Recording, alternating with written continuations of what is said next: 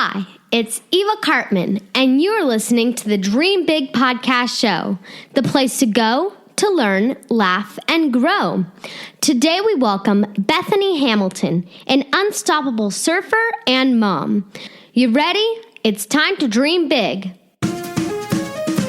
Welcome to the Dream Big podcast show. We're inspiring you to shoot for the moon, take aim and go. We bring to you amazing guests who truly love what they do. Every day they're living their dreams, and so can you. Dream big, take action to reach your goals. Are you pumped yet? It's showtime, let's rock and roll. Before I introduce you to Bethany Hamilton, here's some jokes to make you smile from Silly Sophia. Why do oranges wear sunscreen? So they don't peel. Why was there peanut butter on the road? To go with the traffic jam. Thank you, Sophia. Let's now turn our attention to this week's amazing guest. My number one mission for the Dream Big podcast is to inspire all of you listening to believe in your potential to achieve your biggest dreams in life, even when life throws obstacles and challenges in your path. I can think of no better guest to inspire all you big dreamers than Bethany Hamilton. At the age of 13, as a rising surf star, Bethany lost her arm to a 14-foot tiger shark, which seemed to end her dream career. However, 1 month after the attack, Bethany returned to surfing and within 2 years had won her first national surfing title. At 17 years old, she realized her dream of surfing professionally, and she is still an active surf competitor to this day. Bethany is truly unstoppable, which is the title of the documentary about her life and her newly created online course. Big dreamers, it is my honor to introduce you to Bethany Hamilton. Without further ado, let's roll the tape. Hi, Bethany. Hello. It's such an honor to have you on the Dream Big podcast. Thanks for having me. Well, thank you so much for coming. And I know that from a young age, you fell in love with the ocean and surfing. And I mean, I've heard you describe being in the water as your happy place. What is it about surfing that you specifically love? Oh gosh, surfing is such a lovable sport, but it's also really challenging and frustrating at times. And I think that's partially why I love it, because it kind of always keeps me on my toes, and it's always like humbling me and teaching me something new. And it always has me kind of just challenged in a way that for me personally, I want to overcome that challenge. And on top of that, just the rush and joy and exhilaration of riding beautiful waves and just having fun. And one of the greatest things I think is just being able to be in nature and be present and enjoy God's creation is so special. And I love being able to do it. That sounds like so much fun. I definitely know that I need to try it sometime. And you definitely need to. Yeah, it sounds like an amazing sport to do. And I've spent a lot of time by the ocean as well. We have done a bunch of summer vacations to Hawaii and Cancun. And I live in Los Angeles, so it's a 30-minute drive to the ocean. So we spend a lot of time there, and there's just something so powerful, and it definitely helps me and other people get out of their personal bubble and spend time with nature. For sure. I think it's really healing. For sure. When you were 13 years old, you lost your arm in a shark attack. And I know you've been asked many times about this day, so that's not what we're going to go into today. Instead, I want to focus on what happened 26 days later. You were back in the ocean surfing again. How did you find the courage to get inside the ocean after losing your arm? And what lessons do you think our big dreamers can learn from your decision to get back in the water? Yeah, well, obviously it was a crazy time in my life, and it's not something I ever imagined for myself or that would happen to me. And I remember being in the hospital after I lost my arm and thinking like, wow, I can't believe this happened. But an overarching like sense of my approach to that time was just being thankful that I was alive, and I could have very well died that day. And so I think sometimes when we face really, really challenging, painful, hard circumstances, that is not what we would choose for ourselves. We still have the ability to choose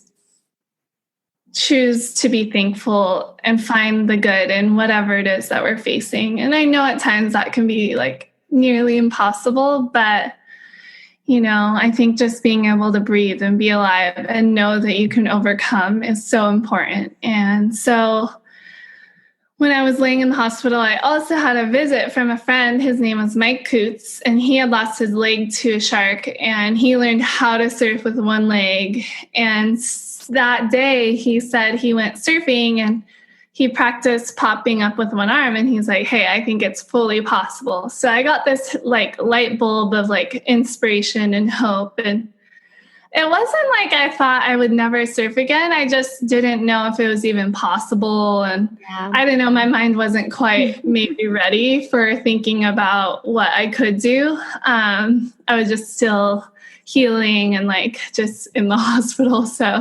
But talking with that friend of mine, he reminded me that like, hey, maybe there's so much more that I can do than I even realized. So I moved forward with the ambition to at least try surfing with one arm. And, I didn't know if I would be able to do it, but I had the willingness to try. And I think sometimes we have to take that like leap of faith in life to do something that we're not sure if we're going to have success or not. And I was just sharing today, like, if you fear failing and never try, then you'll never know what's possible or what you can do. And so that's my encouragement to all your listeners is like, be willing to try, find something you're grateful for, and just keep your head up even when you don't know what your future holds. That's incredible. And my sister, Sophia, she's actually learning how to ride a bike right now. And we always tell her whenever she falls, if you fall down 6 times, then you need to get up 7. And I just want to say to all the big dreamers out there, you're going to fall. The chances of getting bit by a shark are low, but you're going to fall learning how to ride a bike, learning how to ski, learning how to surf. And when you need to get up in front of an audience and deliver a speech, you're also going to fall sometimes. Learning to keep on trying and to keep on showing up, even when something bad happens, is the most important thing that you can do, and keep on keeping your head in the game. So, 100%. Yeah. Bethany, not only did you get back in the water and face down those fears, you also went all in towards pursuing your dreams of becoming a professional surfer. And it would take most of the time we have to go over all the wins you've racked up, including you've already been inducted into the Surfing Hall of Fame. So where did you get the confidence to believe that you could compete with the world's best surfers? Well, I knew I had that kind of talent to begin with ever since I was young, and that was where I was heading as a young girl. And, yes, it was really, really challenging to learn how to surf with one arm, but I already knew how to surf and I understood the ocean, which is half of the game when it comes to surfing. And so I really, once I started to progress and figure out how to do things with one arm and surf with one arm, I got better and better and eventually started surfing like maybe not quite as good as ever, but I was getting there. I was a work in progress, and I really loved competing too. I just had a natural like competitive spirit. So I think there was also that part of me that like just wanted to get back to normal life, and I was so used to competing, and it wasn't like, oh yeah, I'm going to be a pro surfer. It was more like, I just want to do contests with all my friends and get back to normal life.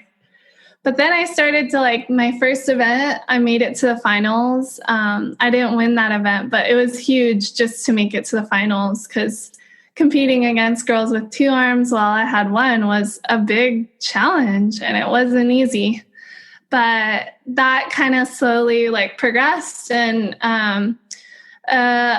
over a year later, I ended up winning one of my divisions in the National Scholastic Championship finals. Wow. For under 18 women. So that kind of is a big stepping stone to going professional.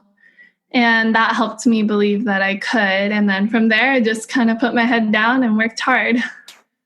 That's so powerful, Bethany. And let me just say to all the big dreamers out there that believing in your potential is so incredibly important. Because if Bethany did not believe that she could surf at the highest level, then there's no chance she would have put in the work and therefore get the results.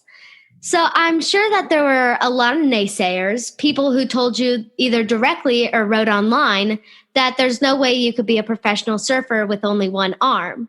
Of course, you proved them wrong, but what do you tell our young big dreamers out there who have big, bold dreams and they come across a hater who tells them that their dream is impossible? Well, I think sometimes like in life, it's impossible to not come across negativity. So to kind of expect it in a sense, but also to seek out positivity and people that will come around you and cheer you on and support you and believe that you can. I think that's so important. And that's something I always did. I just kind of naturally gravitated toward people that pushed me or challenged me. And they didn't necessarily make it easy on me, but they didn't say I couldn't do it. And so I thrived under that environment. And I always sought after coaches. So people that knew more than me who could like give me advice or kind of put me in my place. And, sometimes it's not easy hearing kind of critical feedback is what I would call it. But it made me better. And it made me realize that these were the areas I had to work on. And even with one arm, there was still a lot of areas that I could improve and get better and just challenge myself in to be the best that I could be. At the end of the day, it really didn't come down to winning my next competition. It really came down to me just wanting to be the best version of me in every aspect of life, and especially in the ocean, just because I loved it so much. So I loved working hard on my sport and just getting better and feeling the satisfaction of improving and, nailing a good move on a wave or doing something cool and in a heat at a contest. And it just felt really good and fulfilling. That is so true. Remember, big dreamers, that this is your life. You're the captain. You can choose whether it's going to put you down or help you to strive harder. And you need to focus on the positive energy that's around you and keep on trying and keep on trying to achieve your goal and make sure that you achieve it. So, Bethany, I know that you have an amazing new film, Bethany Hamilton, Unstoppable, which you can buy or rent on iTunes or even stream it on Netflix. And the documentary covers your whole entire life, from your childhood to surfing to motherhood. And it's an amazing documentary, so I'd highly recommend to all you big dreamers to check it out. And of course, the title of the film is Unstoppable, which I'm sure you chose for a reason. What does being unstoppable mean to you, and how can our big dreamers adopt the unstoppable mind in their lives? Oh, wow. Yeah. When we were going to name my documentary, I just could not come up with anything. It's hard to name your own movie. But the director who I was working with, he thought of the name Unstoppable. He's like, hey, I look at your life and think of you as unstoppable. And I was like, whoa, that's a big word to live up to, so to say. And I didn't feel I felt like I'd done really great things, but I wasn't I'm unstoppable. But over time, I really started to embrace the kind of idea of seeking to live an unstoppable life. It's not about being perfect or, having it all together or being like super strong, or I don't know. It's not about being like, it just kind of, to me, it's the sort of person who seeks to live their best every single day, and they get back up when they fall, and they choose to love others even when others may not be nice to them.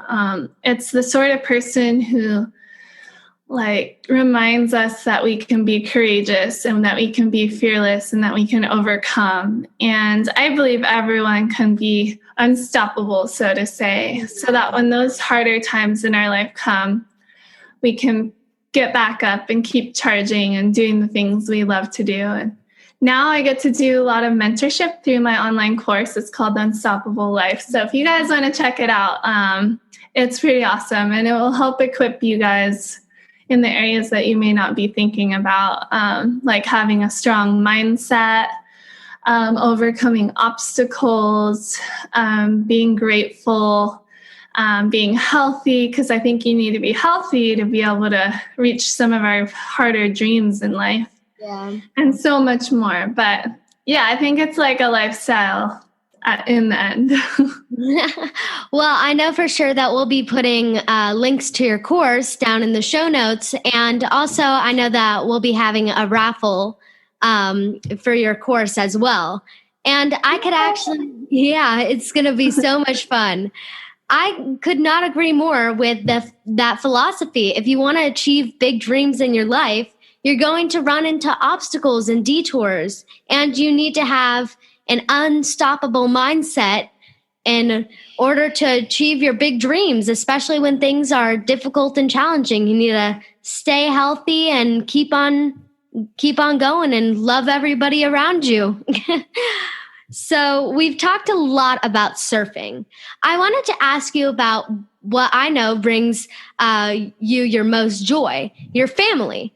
How do you find time to be a mom and continue to pursue your career as a professional surfer? And of course, the question on all my listeners' minds is, do your kids surf? Well, we'll start with that last question since it's the funnest part. My 5-year-old Tobias, I have a 5-year-old and a 2.5-year-old named Wesley, and then Tobias, the 5-year-old. But Tobias loves surfing. He's starting to catch his own waves and turn down the line, and he just really enjoys being in the ocean. So that's really fun to be able to share that part of life. And I always knew when I was younger that I wanted to be a mom one day, but as I share in my documentary, Unstoppable, when it came, I didn't feel ready. I wasn't sure of myself. I didn't feel unstoppable. But I knew I valued the life that I was growing inside of me. And I chose to embrace that over time. And today I can honestly say it's the most beautiful journey I've ever experienced. And any of the accomplishments or adventures I went on before I had kids just can't even compare. So I really love being a mom. I love sharing the beach and life with my kids and being able to continue my professional surfing career. It's special because a lot of times I go with my husband and my 2 boys, and we all just go play at the beach, and I get some surfing and practicing. And we have a home gym too, so I get my home gym. I do a lot of cross training for my sport, so keeping my body strong in different ways. And so the kids, I just include them in my life as a whole, and it's really fun. And they get to travel all over the world with me. Tobias has 10 or 20 passport stamps in his passport. So he's a world traveler and a trooper, and it's fun to be able to share life with them. That's so amazing. It sounds like you and your husband and your family are an amazing team. And I actually did see on Instagram videos of you surfing with your son, and he is really good. So that's so amazing that you get to share that passion. It is really fun, and we are a great team, and I think that's something that's really special. I'm super grateful for. For sure. And I know you did not dream of being a motivational speaker when you were a kid, but the shark attack thrust you into the spotlight, and all of a sudden you were on Oprah and all these news shows. And actually now you're a motivational speaker who gets hired to give speeches. So since I imagine that public speaking was not one of your dreams as a kid, how did you get comfortable with it? And do you have any tips for our young listeners who are nervous about speaking in front of other people?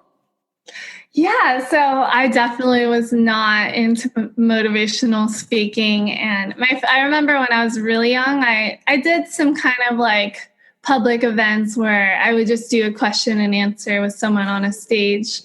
And they were sometimes really terrible. I wouldn't say much more than yes or yeah to an answer or to a question.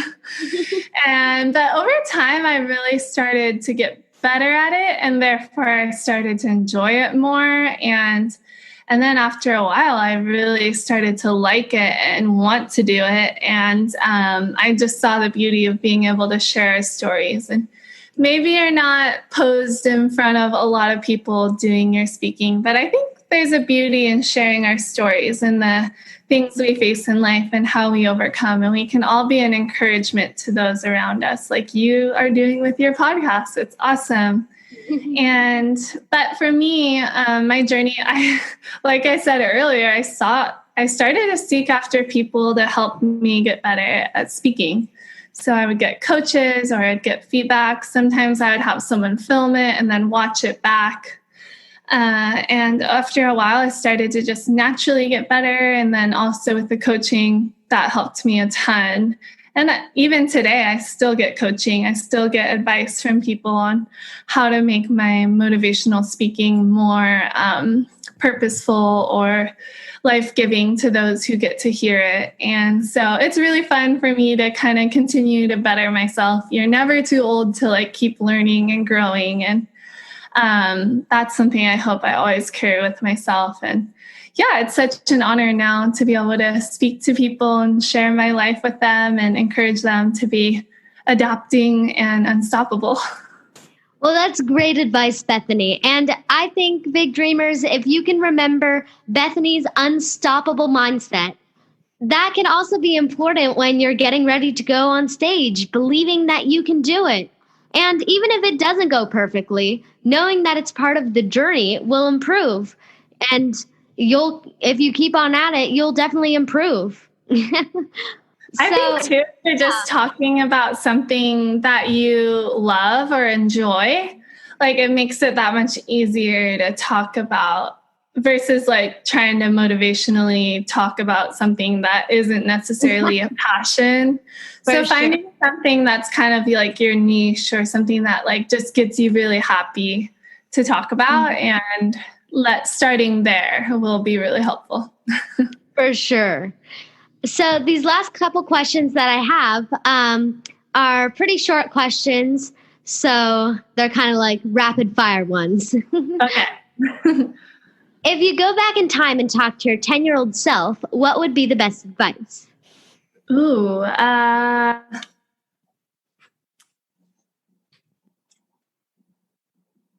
would just say like eat healthy and be respectful to your mom and dad. You've already made many of your dreams a reality, but if you look at yourself today, what are your big dreams for the future? Oh, well, I really hope to just continue to inspire people. And one way I'm doing that is just through my online course. But also just enjoy my family every single day. And I think sometimes the world can be really overwhelming. And it can be hard at times to stay positive and to really embrace the people you're sharing your life with. So I hope that I can just always kind of come back to earth and be with my family, even if I have other things that are stressing me out or making me feel worried. And just, always trust in God too. Mm-hmm. What age did you start surfing? I think I was on a board before I could walk, but it was around the age of 7 or 8 when I really was like, Mom, take me surfing. Yeah. Thankfully, we lived like 5-10 minute drive to the beach. So they would take me just about every day. That's amazing. And for our very last question, where can our audience find out more about you? Yeah, if you guys want to check out me at my website, bethanyhamilton.com, I have recipes and workouts and blog posts there, and you can check out my online course. And yeah, hope you guys enjoy it. Well, thank you so much, Bethany. And big dreamers, please make sure to check out Bethany's website and everything else. Bethany, thank you so much for coming on the Dream Big podcast. It was such an honor to have you. Yeah, aloha, Eva. So nice to meet you. Well, it was so nice to meet you too. Okay, bye, big dreamers or dream biggers. Okay, bye. I hope you guys can keep it up. How cool was that? Bethany Hamilton on the Dream Big podcast. Thank you so much for tuning in. This is Eva Cartman reminding you that you have unlimited potential. Your dreams are not optional. You need to make them essential. So take massive action to turn those big dreams into reality. Live with passion the way life is meant to be. I'll see you next episode. Bye.